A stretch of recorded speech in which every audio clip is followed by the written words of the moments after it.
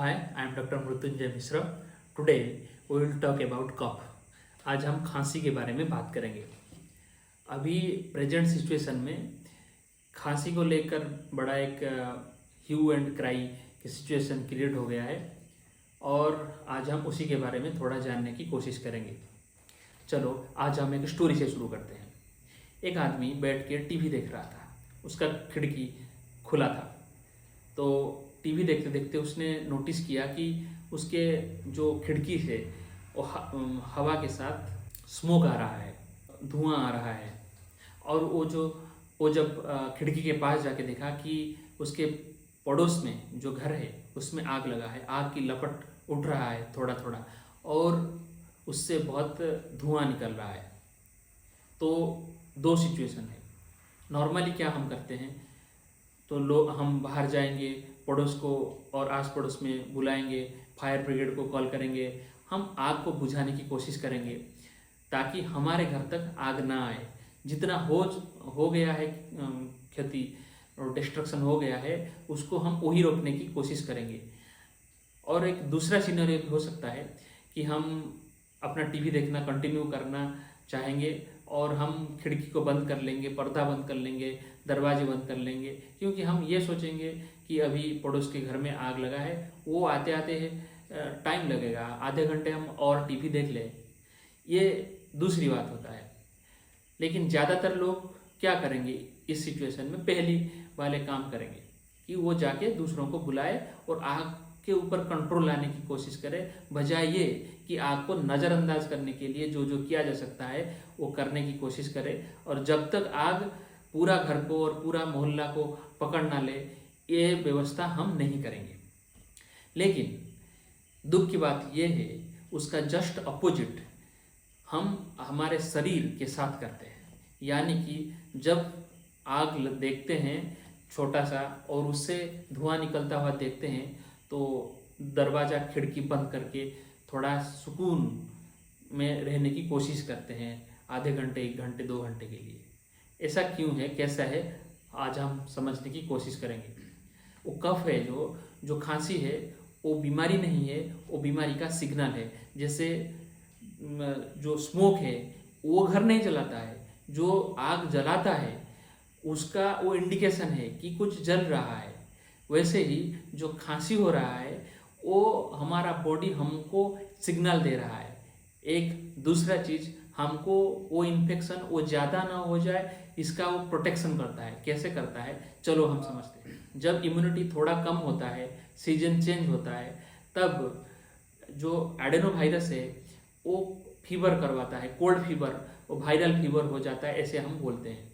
जब viral fever होता है या किसी का एलर्जी होता है या किसी को कुछ धूल मिट्टी वो इनहेल कर लेता है, तो या कुछ स्मोक इनहेल कर लेता है, तो उसको एक नॉक्सियस स्टिमुलस, एक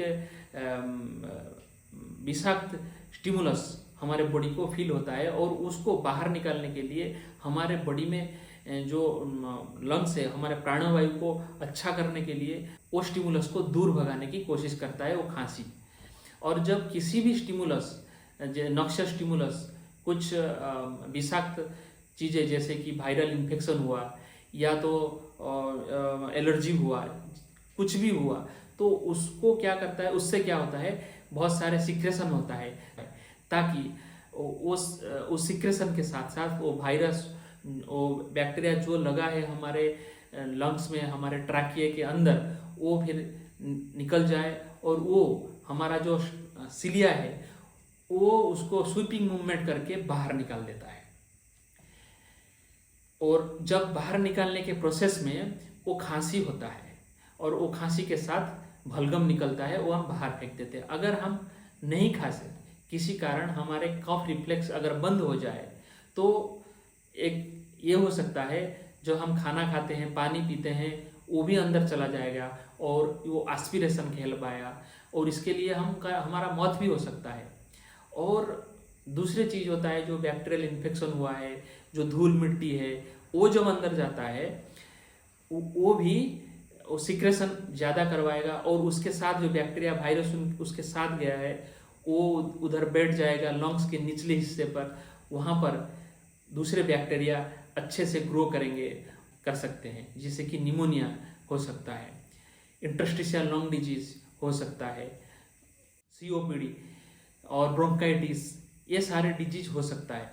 जो कि एक छोटा सा वायरल फीवर था, एक ठंड बुखार था, वो निमोनिया भी करवा सकता है अगर खांसी ना हो तो।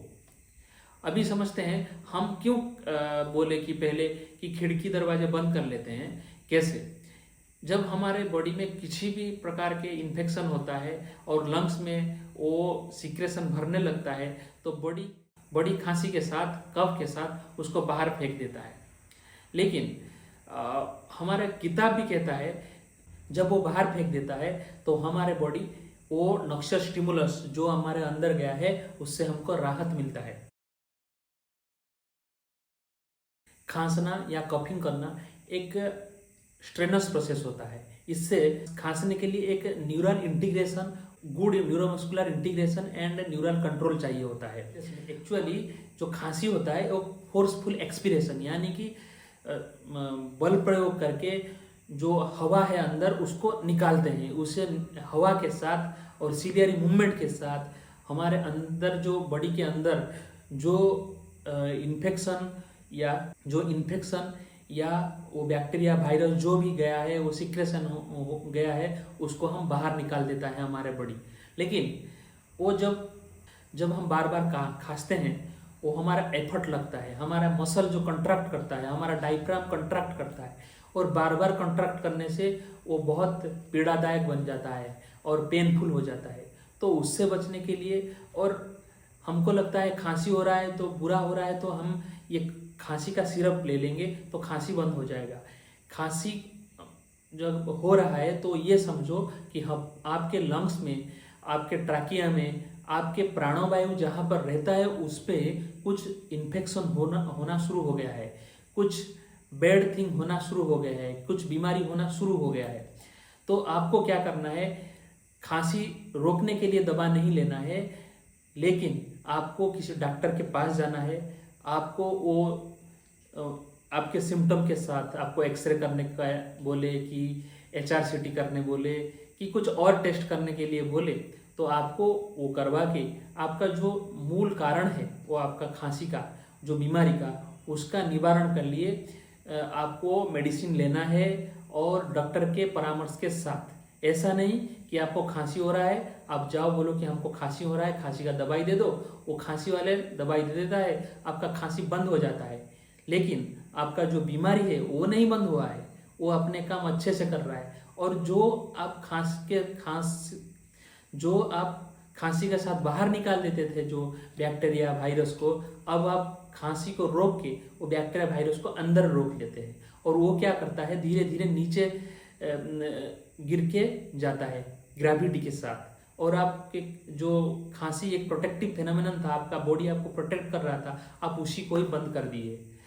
तो अभी वो जो सिक्रेशन अंदर गया है, लंग्स के निचले हिस्से पर बैठ जाता है और वहाँ पर स्टाफाइलोकोकस ऑरियस और बहुत सारे बैक्टीरिया होते हैं जो उस पर इन्फेक्शन कर देते हैं। स्ट्रेप्टोकोकस निमोनियाई और बहुत सारे बैक्टीरिया होते हैं और वायरसेस होते हैं, माइकोप्लाज्मा होते हैं, वो इन्फेक्शन करते हैं और वो निमोनिया करवाते हैं। और निमोनिया एक डेंजरस डिजीज है, उस पर मरने की चांसेस लोगों में ज़्यादा हो जाता है और उसमें मेडिसिन और इंजेक्टेबल, मतलब इंजेक्शन, ICU में भर्ती होने का चांसेस बढ़ जाता है। और आजकल धीरे धीरे एक्सपेंसेस बढ़ रहा है और मेडिकल एक्सपेंसेस भी बहुत ज़्यादा बढ़ रहा है।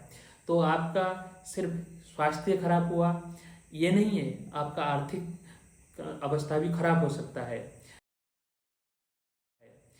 तो आप ये करो, जब आपको खांसी हो आप ये ना सोचो कि खांसी बीमारी है। खांसी आपका बॉडी का एक प्रोटेक्टिव फेनोमेनन है, वो आपको सिग्नल दे रहा है, आपको बॉडी को रक्षा कर रहा है। तो खांसी ज़बरदस्ती मत रुकवाओ।